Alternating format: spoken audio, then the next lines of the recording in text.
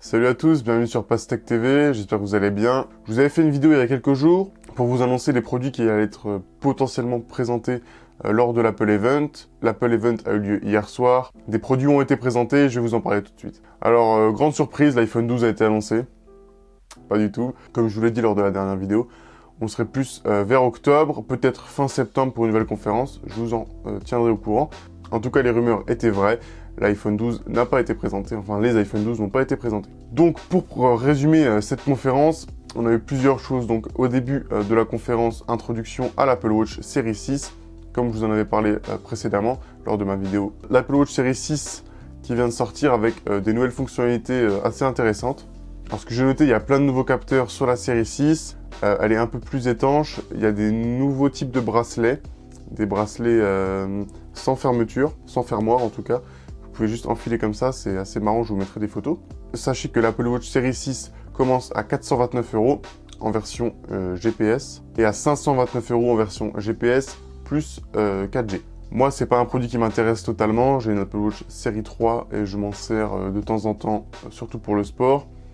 C'est vrai que je préfère avoir une montre, une vraie montre, hein, donc c'est bizarre. Je sais que quand j'allais en cours, j'utilisais beaucoup l'Apple Watch, c'est pratique pour voir ses messages, pour répondre vite fait discrètement, c'est sympa. Sinon, dans la vie de tous les jours, à part pour le sport, pour suivre des activités, le nombre de pas qu'on fait dans la journée, c'est pas un truc qui me sert vraiment à moi au quotidien, donc c'est pas quelque chose vers lequel je me tournerai. Par contre, je sais que ça pourra intéresser beaucoup de personnes, c'est pour ça que je vous en parle aujourd'hui. Apple n'a pas seulement annoncé qu'une Apple Watch, mais bien une deuxième. Comme ils l'ont fait avec l'iPhone à l'époque, en sortant un iPhone SE moins cher avec des composants recyclés des modèles précédents, et ben c'est pareil cette année. L'Apple Watch SE, donc spéciale édition, a été annoncé. Donc les prix commencent à 299 € pour la version GPS et à 349 € pour la version GPS plus 4G. Sachez que si vous voulez vous procurer l'Apple Watch série 3, elle commence à partir de 219 € maintenant. C'est le modèle d'entrée de gamme d'Apple, qui est un très bon modèle, hein, d'ailleurs je l'ai. 219 € en 38 mm, c'est une bonne affaire. Enfin, ça vaut le coup seulement si vous voulez vous procurer une Apple Watch. Si vous n'en avez absolument pas les besoins, eh ben, n'achetez pas. Si vous voulez, vous pouvez me dire dans les commentaires si vous voulez que je vous fasse une vidéo sur quels sont les avantages d'une Apple Watch, quels sont les désavantages, et pourquoi moi je ne l'utilise plus au quotidien, en tout cas maintenant. Si ça vous intéresse, vous pouvez me le dire en commentaire. J'essaierai de vous faire une petite vidéo là-dessus. Apple a aussi fait une petite annonce assez sympathique. D'ici 2030, ils veulent être 100% carbone free, c'est-à-dire que leur production, leur commercialisation, tout ce qui concerne leurs produits devrait être 100% neutre en carbone. Donc tout le CO2 produit devrait être rééquilibré en injectant de l'air frais, donc en construisant des forêts. C'est un des seuls moyens pour faire de l'air pur et pour contrebalancer ça.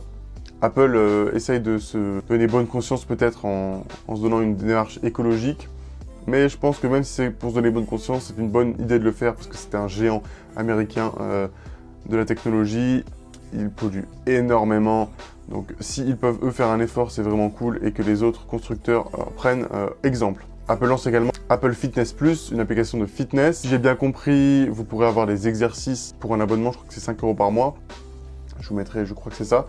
Donc pour un abonnement par mois, vous pourrez avoir accès à des séances, des vidéos de sport, des exercices directement sur votre Apple Watch. Je pense que ça va être très bien intégré avec l'Apple Watch et avec l'application santé. Donc c'est une bonne chose. Apple lance également Apple One qui va regrouper tous les services que propose Apple. Le service regroupera Apple Music, Apple TV+, Apple Arcade ainsi que 50 Go d'iCloud pour 15 € par mois, enfin 15 $, je ne sais pas c'est quoi les prix. En France, en tout cas, ça va être vers 15 € par mois, 20 € par mois si vous voulez un compte famille. Et je crois que si vous voulez ajouter Fitness Plus et je ne sais plus quel service, vous arrivez à presque 30 € par mois. Cette année, c'est les 10 ans de l'iPad, les 10 ans de l'annonce de l'iPad. Apple a voulu frapper, entre guillemets, fort. Lors de leur conférence, ils ont annoncé l'iPad 8 qui vient remplacer l'iPad comme ceci, l'iPad 7 qui était sorti l'année dernière.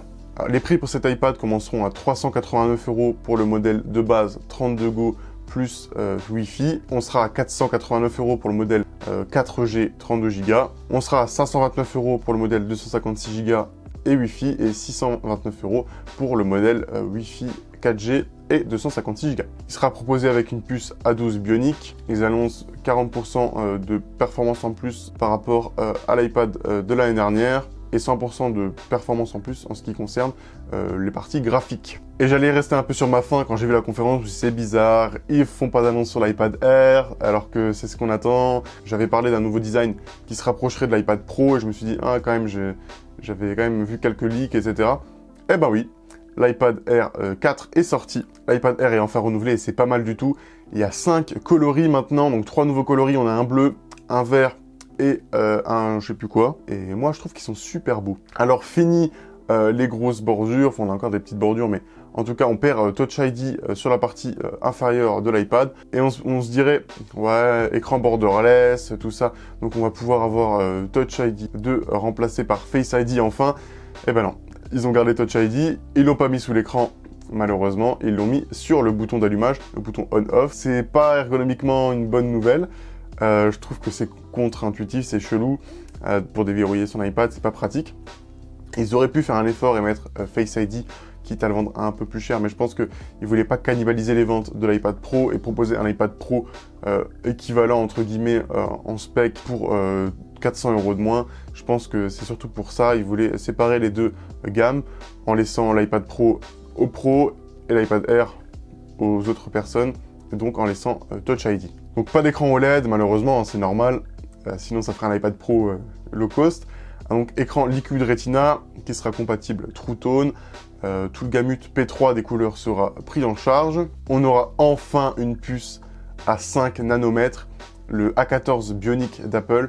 C'est une prouesse, hein. Je crois que j'ai noté 11,8 milliards de transistors sur cette puce, c'est absolument incroyable. On va de plus en plus loin dans la miniaturisation, maintenant ça va être un peu compliqué de pouvoir faire encore mieux. En tout cas, c'est une belle prouesse déjà pour Apple, je trouve que c'est une très bonne chose. Le CPU sera un 6 cœurs, 40% plus rapide que l'iPad Air de précédente génération, un GPU en 4 cœurs et qui sera 30% plus rapide, enfin 30% meilleur que l'iPad Air de précédente génération. Et enfin, l'USB-C, comme sur l'iPad Pro, fini les iPad Air en tout cas en Lightning, ce sera de l'USB-C, donc pratique pour brancher tout ce qui est clé USB, lecteur externe de carte SD par exemple, si vous faites des montages sur l'iPad.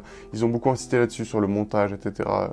La production vidéo. Il sera compatible avec l'Apple Pencil, le deuxième génération, qui pourra se mettre directement aimanté comme sur l'iPad Pro.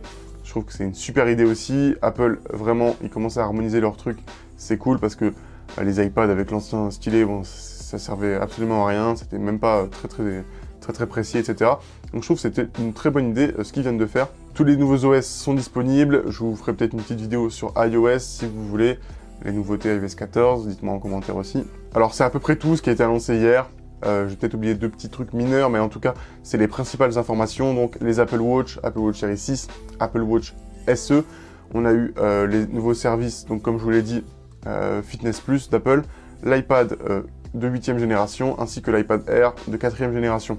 On n'a pas eu encore l'annonce des casques AirPods Studio, on n'a pas eu les AirTags non plus, dont je vous avais parlé, on n'a pas eu l'Apple TV 4K, donc on n'a pas eu toutes les choses dont je vous ai parlé lors de ma précédente vidéo. Je vous avais dit qu'on était à 100% sûr d'avoir un nouvel iPad et une nouvelle Apple Watch, c'est ce qui a été fait. Au final, on a eu 2 nouveaux iPads et 2 nouvelles Apple Watch. En tout cas, j'espère que cette vidéo vous a plu. Si elle vous a plu, je vous invite à me laisser un petit commentaire, à mettre un like, c'est super important pour le référencement. Je suis une petite chaîne, donc si vous pouvez m'aider au maximum, c'est vraiment cool. À vous abonner, on est bientôt aux 500 abonnés, donc c'est vraiment super cool. Enfin, bientôt, tout est relatif. J'espère que ça vous a plu. Merci de m'avoir regardé. Je vous dis à la prochaine. Bye!